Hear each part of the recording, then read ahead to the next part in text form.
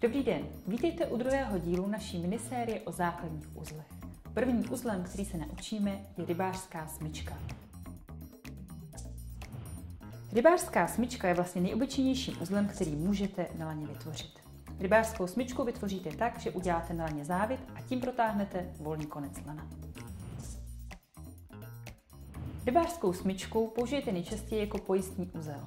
Vytvoříte ji tak, že kolem pevné části lana, volným koncem lana vytvoříte závit a protáhnete volný konec lana podél pevné části lana. Pojistný uzel vážeme těsně za hlavní uzel.